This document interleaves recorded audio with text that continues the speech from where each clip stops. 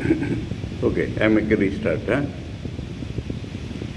Om Paratatve Sada Lino Ramakrishna Samagya Yo Dharma Sthapana Rato Vire Shamtam Namamyaham. We are studying Swami Vivekananda's Karma Yoga, and we are in the last but one chapter, Freedom, which is the climactic chapter, because the next chapter, last chapter, is a summary of all chapters. And this chapter is giving the philosophy of Karma Yoga. And that is mind. What is the universe? The central philosophy of Vedanta is that Brahman or Atman or Ishvara, whatever name you like to call, is the reality one without a second. There is nothing existing apart from that, nothing absolutely, one without a second. And its nature cannot be described, but we can call it Sat Chit and Ananda, existence, consciousness and bliss. And it has a svabhava, it is its own nature to appear through infinite names and forms. This is the complete Vedantic philosophy. That Brahman is one without a second, existence, consciousness, bliss, but it has its nature to appear through infinite names and forms. Neither names is real because it is a mere sound. Neither forms are real because forms are continuously changing. A thing which is changing every moment cannot be real. So, Brahman appears through these names and forms, and we see the world. Now, because we are not able to see the consciousness, we are not able to feel the consciousness which we are. We see ourselves only as body, mind, indriyas, ego, I. That is not the real consciousness. Because we are not able to see our own consciousness, we are not able to see the consciousness in the world. So what we see, names and forms, that we call as matter or jada. There is no jada there.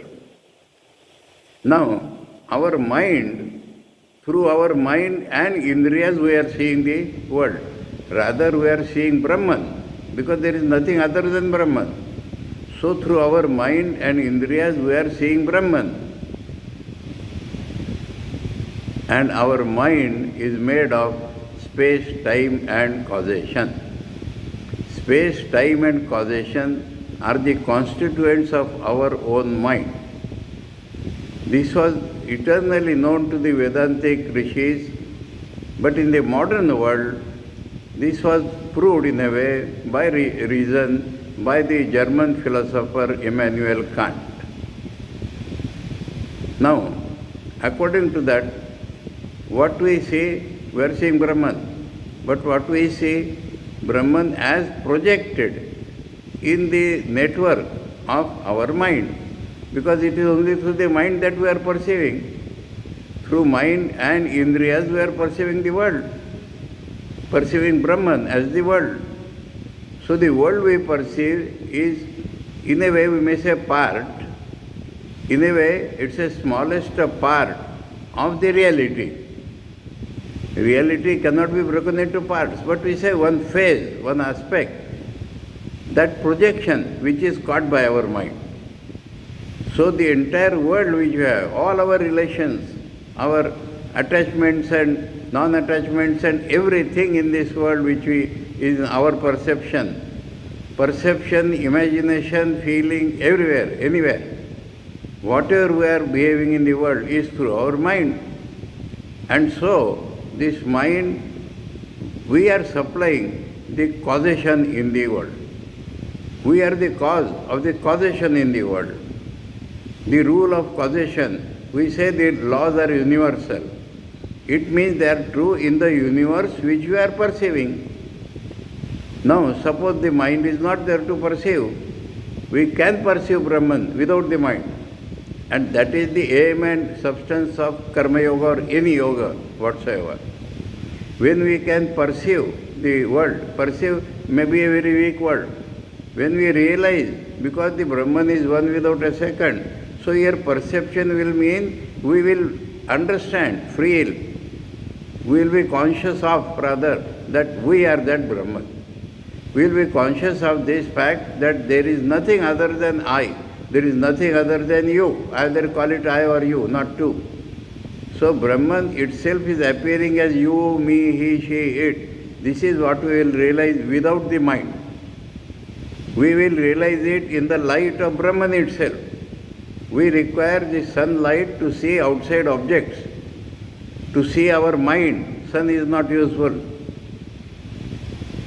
To the reality which is our own reality, mind also is not useful because mind is outside and we are inside. So the inside reality, for that mind is not required, mind cannot reach there, mind is not required. We see it in its own light. Our reality is also called Swayam Jyoti, self-shining. And the self-shining reality will reveal to us that we are not different from it. This is the Vedanta philosophy. Now, so long as the mind is there, we are perceiving the world, we are perceiving the law of causation everywhere, universally, and that law of causation is working in us. Whatever we do under our mind, whatever we perceive under our mind, there whatever we do will have a reaction. Whatever we will do will have its fruit. Whatever we do will have a sanskara. All this is true in the world which we perceive. But if we are able to go beyond that, if we are able to perceive our own real nature, then there is no law, because the reality does not change. Unless there is a change, what can be causation? Unless there is a time, what can be the law? So this law and everything is in our mind, is in the universal mind, is in every individual mind. And so, if we want freedom, which is the goal of life, not the freedom of the senses, but freedom from the senses, freedom from the mind, freedom from all the bondages of all our relations. If we want that freedom, we have to go beyond mind. We have to realize our own real nature which is beyond the mind. This is the aim and goal of every yoga. Now, we are doing karma so long as we are conscious that we are the doer. We are doing karma. We cannot escape that. And Swamiji has shown, according to the 3rd chapter of the Gita, that those who are perfectly satisfied with the self, whose desires do not go beyond the self, whose mind never strays out of the self, to whom the self is all in all, only those do not work. Because there is nothing to work. There is no subject and object there, one without a second reality, that is the self. And that is full of bliss. So there is no work. The rest must work. The rest means those who have the mind, those who have this subject and object consciousness, those who are under the law of causation, they have to work. Now,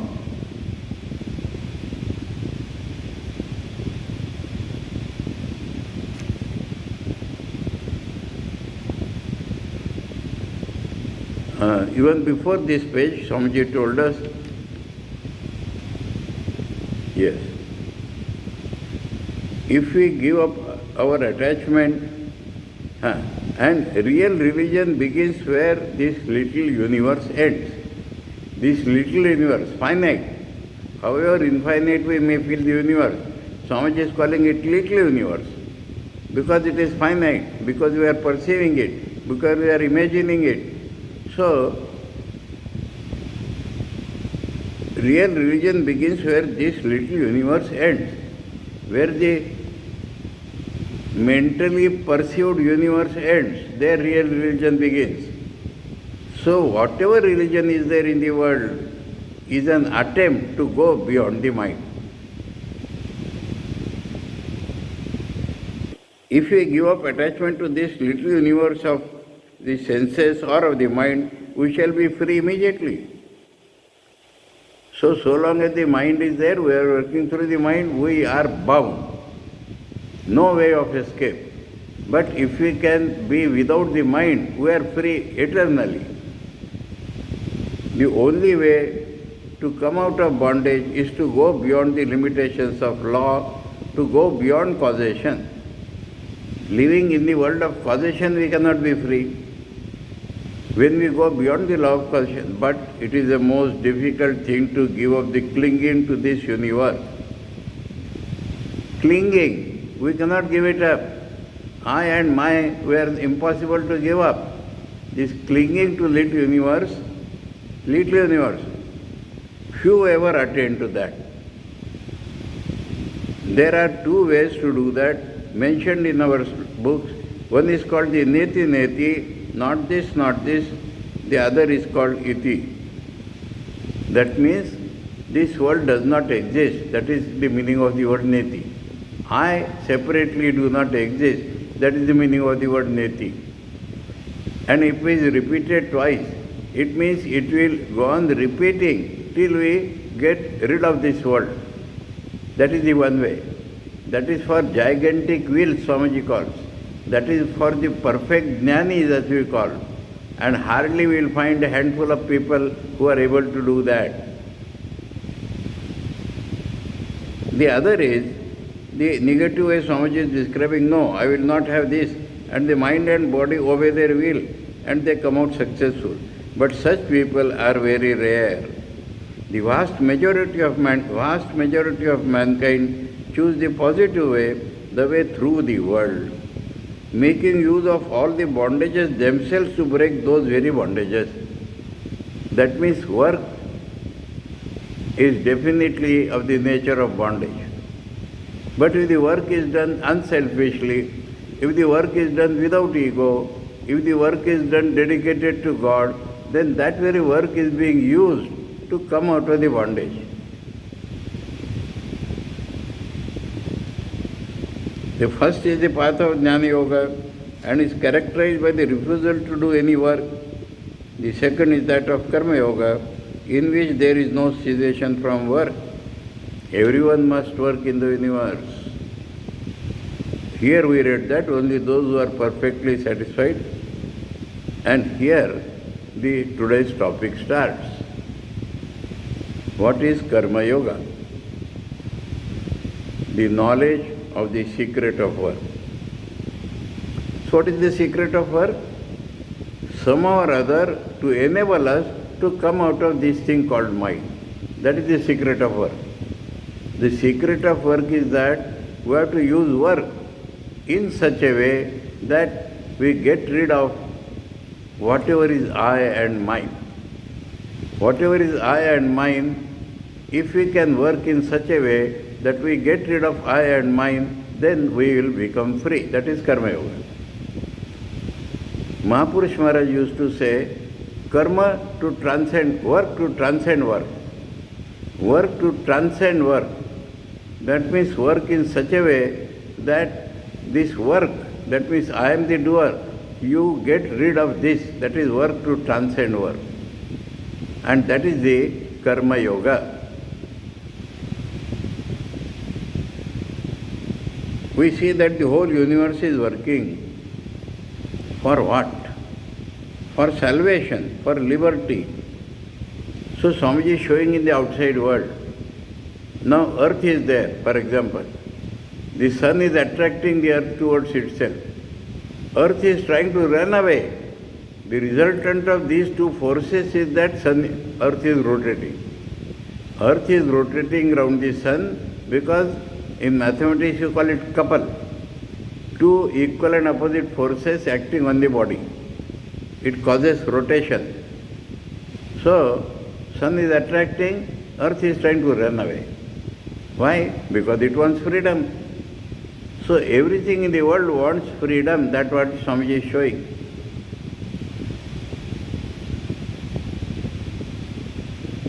We see that the whole universe is working, but people do not know this. For what? For salvation. different names are given.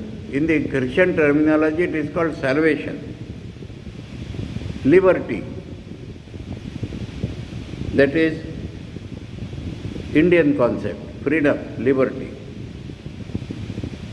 From the atom to the highest being, working for the one end, highest being, Brahma, universal being, and atom.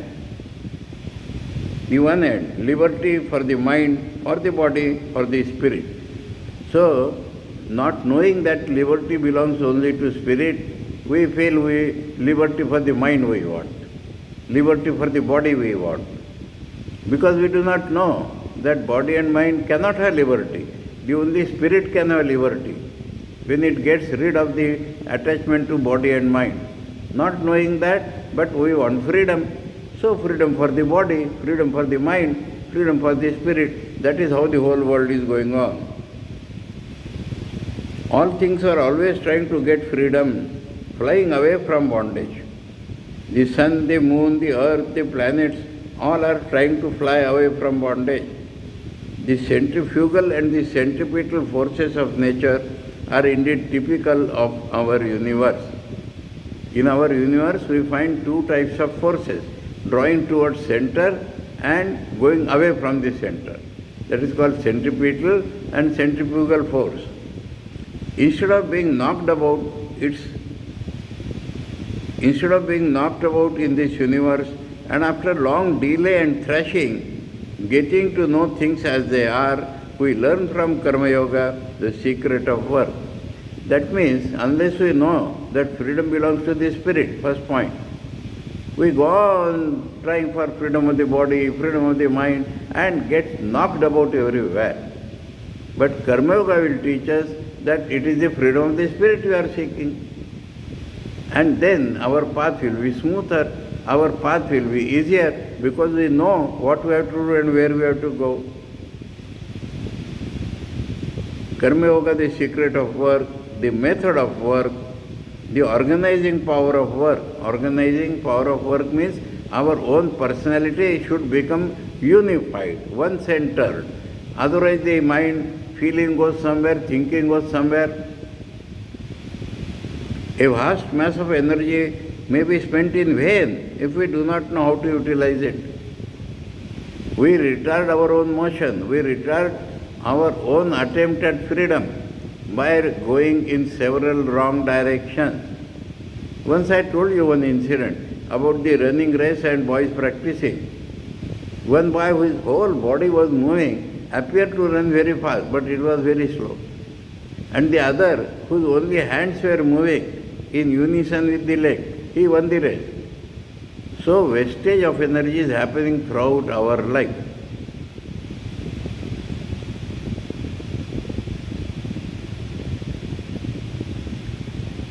A vast mass of energy may be spent in vain if we do not know how to utilize it. Karma Yoga makes a science of work. You learn by it how best to utilize all the workings of this world. Doing work is a very minor thing in Karma Yoga. Again and again we are finding that. In the Gita, Bhagavan said, Buddhau Sharanam Anvichya Kripana Phala Hetava Durenai Avaram Karma Buddhi Yoga Dhananjaya. About Karma Yoga he says, the consciousness in the karma is the supreme factor, not the karma itself. If karma is not done with the proper attitude, big karma you may do, but that is very low. That is what Bhagavan says. Same thing Swamiji is repeating here. You learn by it how best to utilize all the workings of this world. Work is inevitable, we are told that, because you cannot go beyond.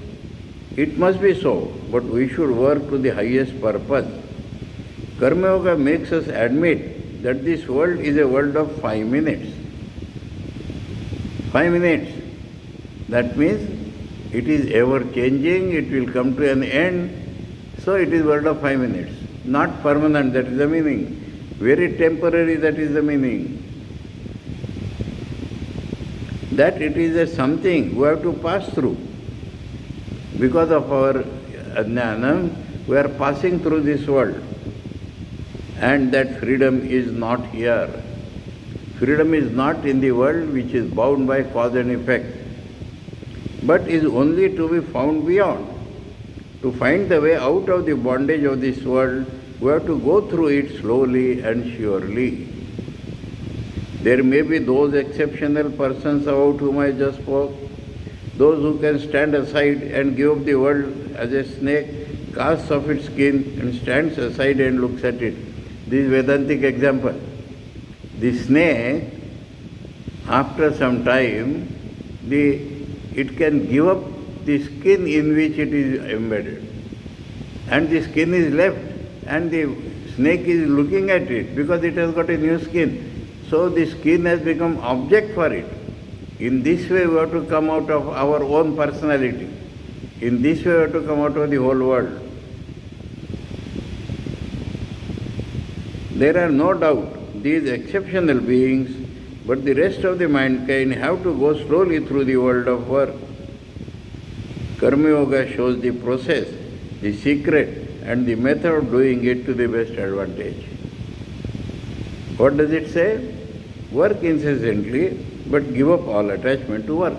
So come back to the same place, which in the previous chapter we were told, that unless I is annihilated, you cannot reach the non-attachment complete. Do not identify yourself with anything. Do not identify. Identify in the sense, I am this, I want this. Hold your mind free. All this that you see, hold your mind free. All this that you see, the pains and the miseries, are but the necessary conditions of this world. In this world you will always be like this. Poverty and wealth and happiness are but momentary. They do not belong to our real nature at all. Our nature is far beyond misery and happiness. Misery and happiness are correlative terms. Ours is far beyond, that is bliss. Beyond every object of the senses, beyond the imagination, and yet we must go on working all the time because we cannot help it. Misery comes through attachment, not through work. This is again Gita quotation.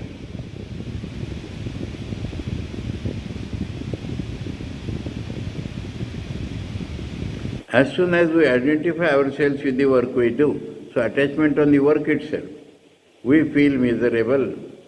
But if we do not identify ourselves with it, we do not feel that misery.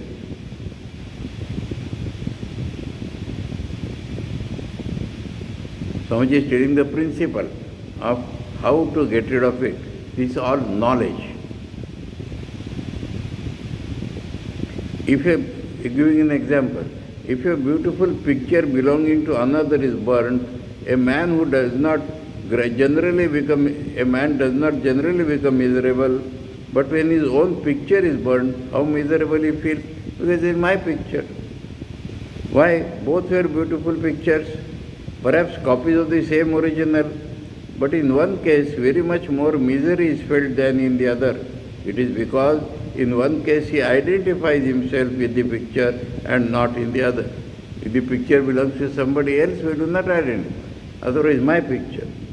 This I and mine causes the whole misery. So we come back to the same point, I and mine. I is there, mine will be there. And mine will be attachment, and that will cause misery. With the sense of possession comes selfishness. I possess this, means it is mine. Then I want that, so selfishness. And selfishness brings on misery, always. We think we are happy when we are selfish, but selfishness definitely will bring misery because we are becoming slaves to that thing. Every act of selfishness or thought of selfishness, act or thought even, makes us attached to something and immediately we are made slaves. Each wave in the chitta that says I and mine immediately puts a chain round us and makes us slaves. And the more we say I and mine, the more slavery grows. the more misery increases. Therefore, Karma Yoga tells us to enjoy the beauty of all the pictures in the world, but not to identify ourselves with any of them, not even what we call our own. Never say mine. Now, is that easy? Doing karma, never say mine. Whenever we say a thing is mine, misery will immediately come. I remember here my friend and boss, Swami Veetavayananji. He was the head of a center. And then he told that my head of the centership begins on a 15 paisa postcard. If from headquarters a postcard comes, you are transferred to other centers, all my thing is going from here. That is the spirit with which sadhus work, remember. Karma Yoga is for householders, but they should know how the sadhus work.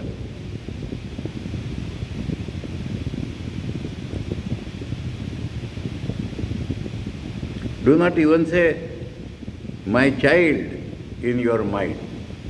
Outside you may say, my child, but not in your mind. Possess the child, but do not say mine. Possess the child from outside. Do not say mine inside. If you do, then will come the misery. Do not say my house. Do not say my body. So slowly, Swamiji is extending it. Sun near, house little away, body very, very near. The whole difficulty is there. The body is neither yours nor mine nor anybody. It is a compound and is going to be destroyed. And examples are there. Mahapurush Maharaj was asked, he could not sleep and all that. He was asked, how are you? He said, I am fine. But we heard that body is going towards death. Body is going towards the final dissolution. I am not the body. This is what Swamiji has told a few people.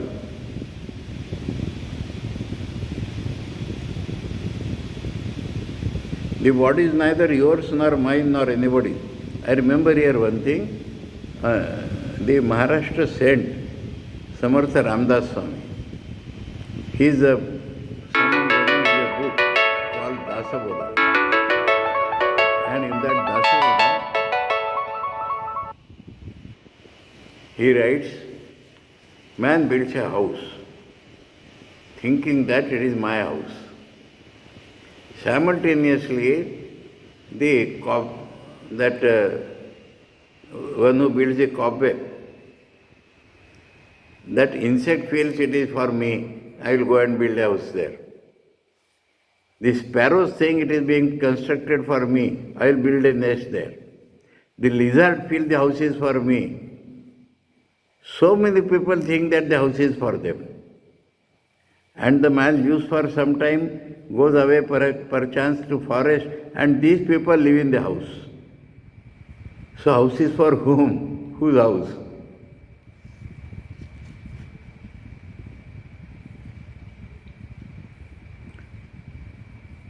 The body is neither yours nor mine nor anybody's. These bodies are coming and going by the laws of nature. But we are free, standing as witness. Witness means unchanging, one can see. This body is no more free than a picture or a wall. So, struggling for body's freedom is wrong because the body is not free, just like a picture or a wall. Why should we be attached so much to a body? If somebody paints a picture, he does it and passes on. Do not project that tentacle of selfishness. Tentacle means a network of thorns.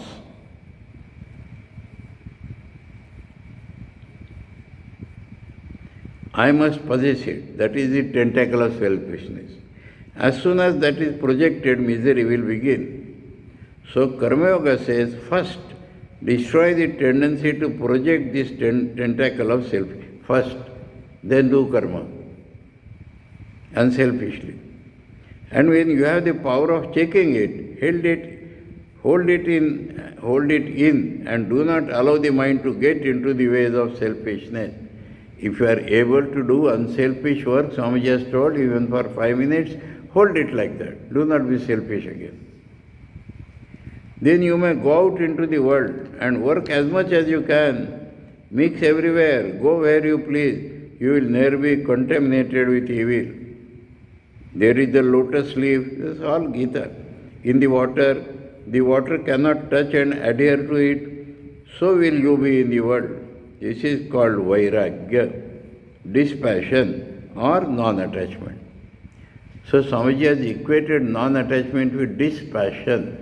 Dispassion as in force. Non-attachment may be the result. Dispassion is a force which takes us away from attachment. I believe, I have told you that without non-attachment there cannot be any kind of yoga, The very idea that I want to attain freedom, non-attachment is the basis of all the yogas. The man who gives up living in houses, wearing fine clothes and eating good food and goes into the desert may be a most attached person. He is attached to his kopinam only. His only possession, his own body, apart from kopinam, may become everything to him, and as he lives, he will be simply struggling for the sake of his body. Non-attachment does not mean anything that we may do in relation to our external body. It is all in the mind. So work is done by the body. That is not karma yoga. The binding link of I and mind is in the mind. If you are not this link with the body and with the things of the senses, we are non-attached. Wherever and whatever we may be, a man may be on a throne, Janak Raja's example, and perfectly non-attached. Another man may be in rags and still very much attached. First, we have to attain the state of non-attachment and then to work incessantly. Karma Yoga gives us the method that will help us in giving up all attachment, though it is indeed very hard. Again he reminds us, it is not a joke. To say I am working non-attached is not right. One has to struggle for non-attachment. Here are the two ways of giving up all attachment. This one has to remember. Swamiji first told two ways. One for the strong and the other for the weak. Now for the weak he is telling two ways. These two ways should not be equated with the beginning two ways. First, neti for the well-developed people. We are not so much developed. For us, Swamiji is telling two ways. So these two ways should not be confused with the original two ways. One, 2A, 2B, like that. 1, 2A, 2B. So Swamiji is talking of 2A, 2B now. Two in this sense, A and B.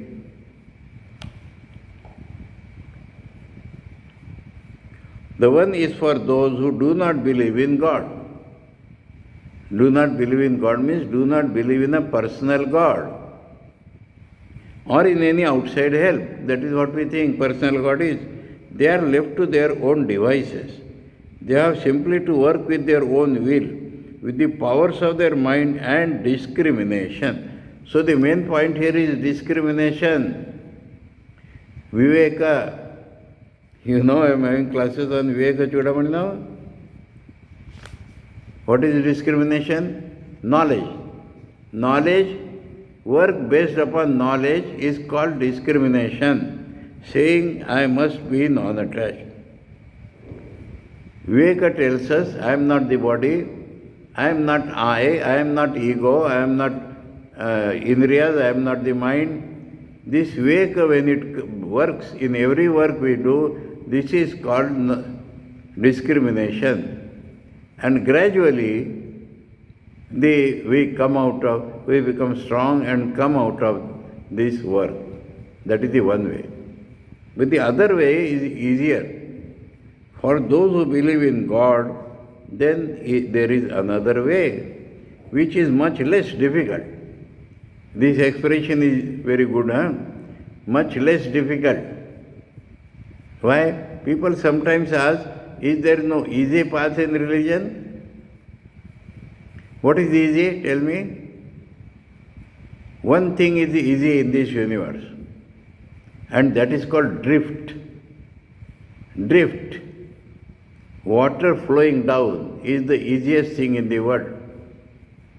For the water to go up, we require sun's rays or pumping. The moment we start exerting, it goes down. So there cannot be any easy way of religion. Less difficult, more difficult. Same work we have to do, but in a way in which it becomes less difficult to execute. Example I will give. We draw, nowadays it is stopped at all, but previously we used to draw water from the well by putting a bucket tied to a rope directly in the well. And then our stomach would pain. All the muscles will be strained. Then we discovered the wheel, chakki, and we pass the rope on that and then it goes down. So our drawing is like this, and that is much easy. But the scientists will tell you, the physicists will tell you, the work done is the same. Whether you lift water like this or pull it like this, the total energy spent, the work done is the same. But this is being done in a gradual way. That is the difference. So easy is not there, less difficult is there, and same work we have to do. So if you are faith in personal God, it becomes less difficult.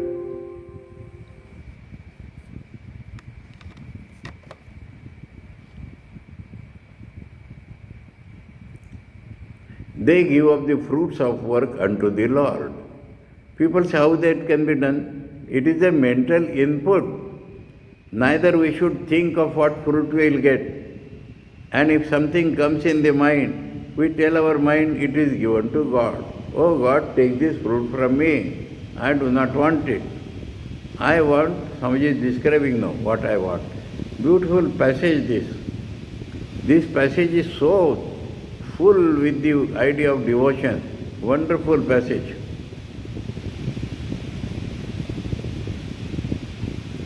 They work and are never attached to the results. Whatever they see, feel, hear or do is for Him. For whatever good work we may do, let us not claim any praise or benefit, because I have not done, God has done. It is the Lord's. Give up the fruits unto Him. This is one of the fruit, people's praise and blame that give to Lord. Let us stand aside. Examples are there. I have seen examples. Let us start from Sri Ramakrishna. Now he is singing a song composed by Ram Prasad. And he is singing in the most wonderful and sweetest way. If people say, oh how beautifully he sung, he will think in his mind automatically, it is there praising Ram Prasad. Because he has composed. And it has to be sung in this very way. If any mistake is there, that is mine. If there is no mistake, credit goes to the composer. I have seen this in my life. My Guruji, wonderful class, wonderful explanation. Then immediately after the class we would go to him. And we are about to tell him that Maharaj, how wonderful was the class. He will immediately, before we open our mouth, oh, what grand way Krishna is teaching, see? Or something in the Bhashya, see how wonderfully Shankar has explained. So the praise belongs to the Shankar or Bhagavan Krishna, not to him. That is the way of the Mahapurushas, and that is what we have to follow. Even small people are there who have the habit of shifting the credit to somebody else. I remember an incident, I don't know whether the Shruta is here or not. Long years back, we had gone to Goa. It was my first visit to Goa. And they made some beautiful eatable items. It was heavy food. After heavy food, they asked us to take rest. But within no time, I felt like meditating. I called the couple, young couple. and asked the lady, "What have you put in that food that has become so pure?" She said, "I have not put anything." Mother's grace might have come into it.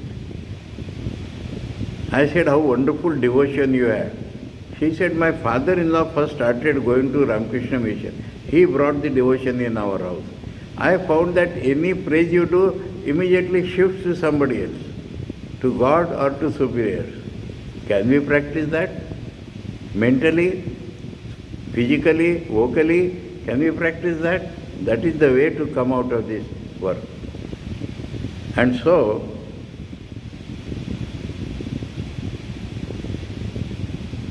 give of the fruits unto him.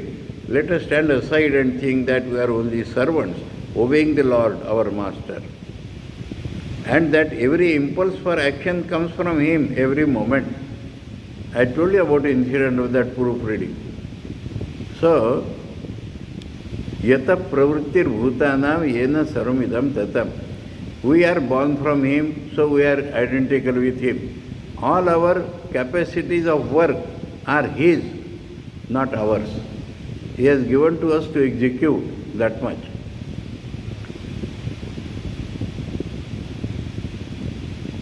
That every impulse for action comes from him every moment.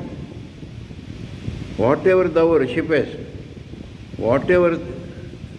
Now this is Gita 9th chapter, the central shloka of Karma Yoga. The context is like this. What you want, O Lord, what should I offer to you? He says, you need not offer a thing. Your doership you offer to me. Whatever thou worshipest, whatever thou perceivest, whatever thou doest, give up all unto him and be at rest. Not only fruit, this next step. Your doership itself is to be given to thee. He is doing, not I. If this can be there, then Karma Yoga is there. Let us be at peace, perfect peace with ourselves, and give up our whole body and mind and everything as an eternal sacrifice unto the Lord. Body belongs to him, mind belongs to him, everything belongs to him, my actions belong to him, fruit belongs to him. Instead of the sacrifice of pouring oblations into the fire, perform this one great sacrifice day and night. Day and night. Karma Yoga is not matter of 5 minutes or how much you work. It is the attitude, consciousness, day and night it should be there. The sacrifice of your little self. That is called the Jnana Yajna. Instead of the sacrifice of pouring oblations into the fire. Dravya Yajna, Jnana Yajna Vishishyate. In search of, now this is a quotation, nobody has found from where Swamiji has brought. Beautiful bhakti. In search of wealth in this world, thou art the only wealth I have found. I sacrifice myself unto thee. In search of someone to be loved, thou art the only one beloved I have found. I sacrifice myself unto thee. Let us repeat this day and night. This is the practice of Karma Yoga, please. Practice of Karma Yoga is to repeat day and night that I give everything to you. You are my beloved, you are my doer, you are my everything, you are my master, I am giving everything to you. And say, nothing for me, no matter whether the thing is good, bad or indifferent, I do not care for it, I sacrifice all unto thee. Day and night, let us renounce our seeming self. Seeming self. This I is a seeming self, apparent self, until it becomes a habit with us to do so. So, how many days we have to practice this? Unless we practice it every day. Unless it becomes an habit, without our will, we'll go on doing this. Till then we must practice. This is Karma Yoga, please. Until it gets into our blood, the nerves and the brain and the whole body is every moment obedient to this idea of self-renunciation. So that self-abnegation, here it has become self-renunciation, because abnegation told us no I, here it told giving up to the Lord. Go then into the midst of the battlefield, Arjuna, with the roaring cannon and the din of war, and you will find yourself to be free and at peace. So, these are the two ways. Three ways. One way, through perfect knowledge, you are unattached. Second way, applying discrimination into work, we slowly become unattached. The third way, through devotion to God, throw everything on Him, and you become unattached. Now, in the chapter on duty, we had found one thing. And that was referring to this chapter. Karma Yoga teaches us that the ordinary idea of duty is on the lower plane. Nevertheless, all of us have to do our duty. We have to do till we rise to the higher plane.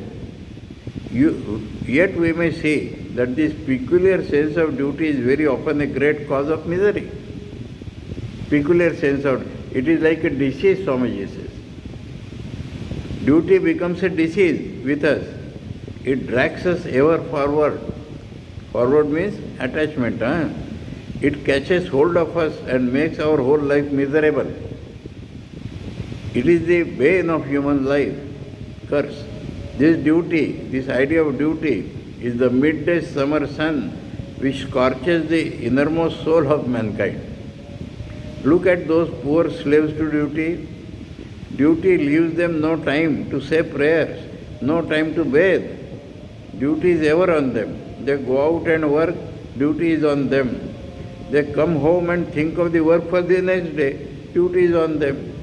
It is living a slave's life, at last dropping down in the street and dying in harness like a horse. This is duty as it is understood, and people may praise it also. The only true duty is to be unattached. That is our duty, to become free and through non-attachment. And to work as free beings, to give up all work unto God. All our duties are His. He has given this duty. If we do with this idea, then duty is filled up with love. Love for God. And as God lives in everybody, we have universal love. Blessed are we that we are ordered out here. We serve our time, whether we do it ill or well, who knows? If we do it well, we do not get the fruits. If we do it ill, neither do we get the care. Siddha siddho samo bhutva. Be at rest, be free and work. This is freedom. Through freedom work and get final freedom. This kind of freedom is a very hard thing to attain. Again that has come. But the easier way is being shown, less difficult. But the net result is that it is hard to attain. How easy it is to interpret slavery as duty? Oh. The morbid attachment of flesh for flesh as duty. Morbid means sick. Attachment of flesh to flesh. That is husband and wife, parents and children, children and parents. Duty. That is morbid attachment, Swamiji says. But we have to do it, so long as we do not come out of it. Men go out into the world and struggle and fight for money or for any other thing to which they get attached. Ask them why they do it, they say it is a duty. It is the absurd greed for gold and gain, and they try to cover it with a few flowers by calling it duty. What is duty after all? It is really the impulsion of the flesh, of our attachment. And when an attachment has become established, we call it duty. So and so is my husband, so and so is my wife, so and so are in-laws, so and so is my son. This is attachment. And attachment becomes firm. So I have to do for him. I become slave and I must do for him. In this some people find joy, finally misery.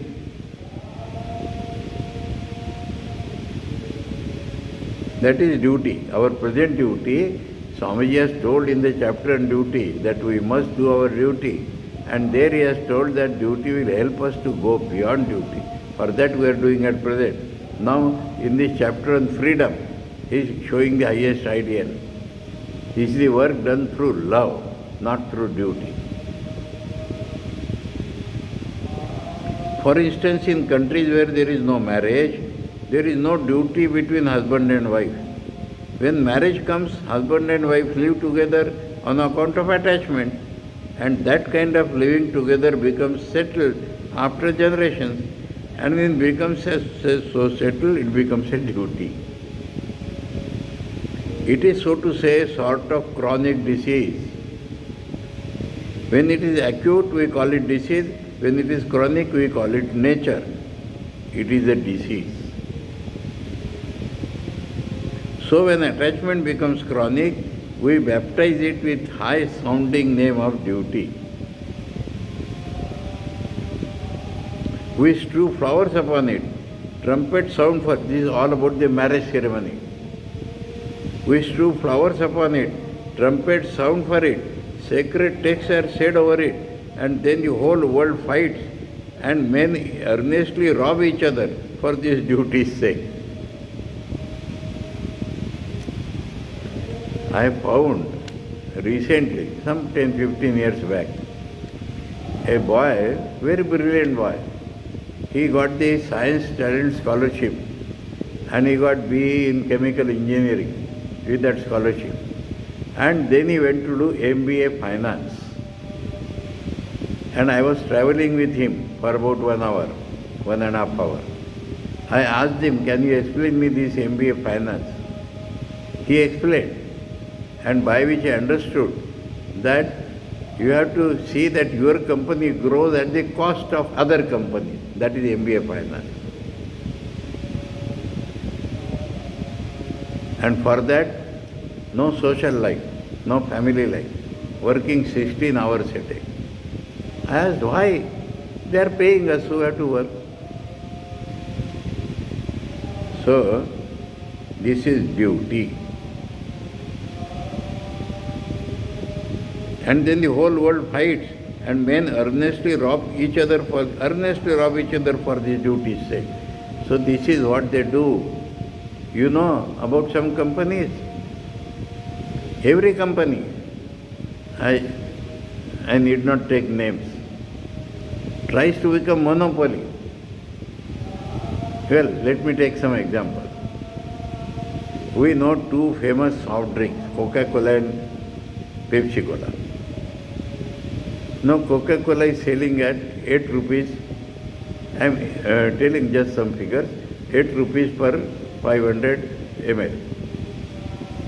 Locally, somebody is making cold drink, maybe superior than that, and selling it at 7 rupees per bottle.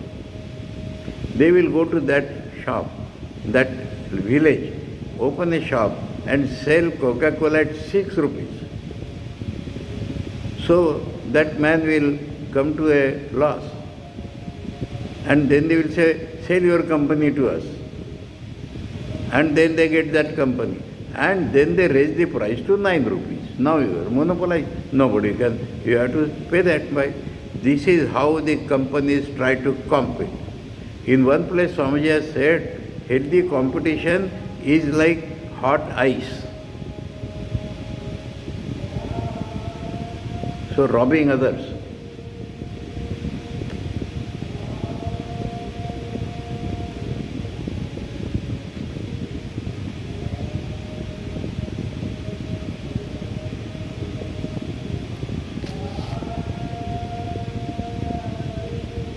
Duty is good to the extent that it checks brutality.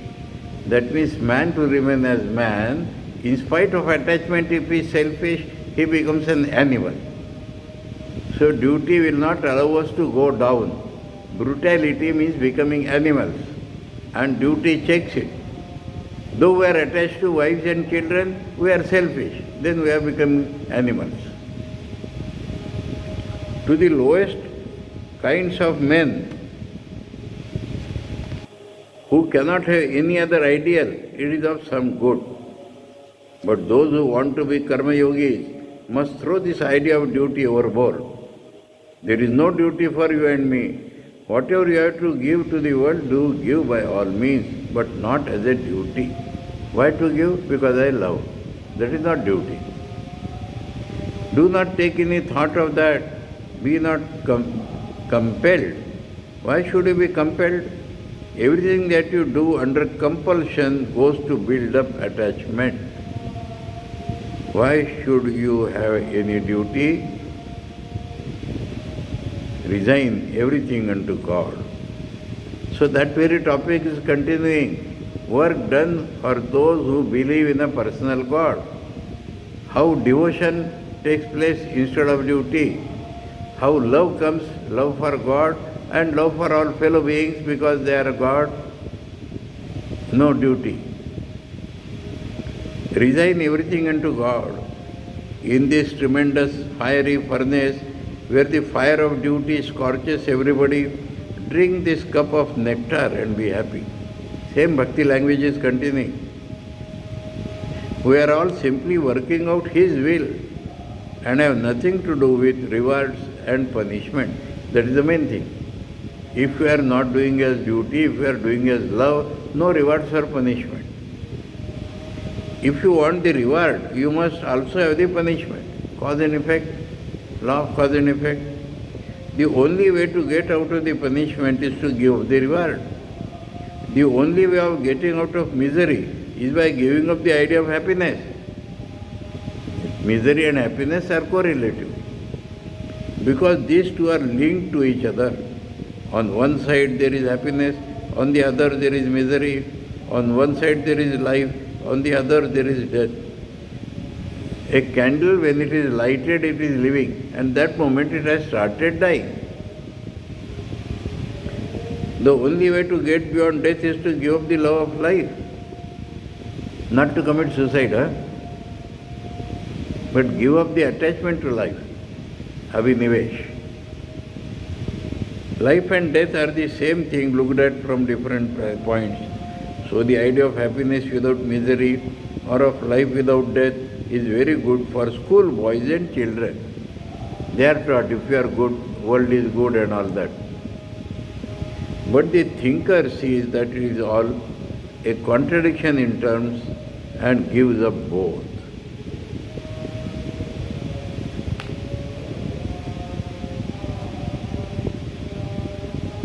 Well, we'll not overshoot our time. So this paragraph we'll take up again on the next Monday.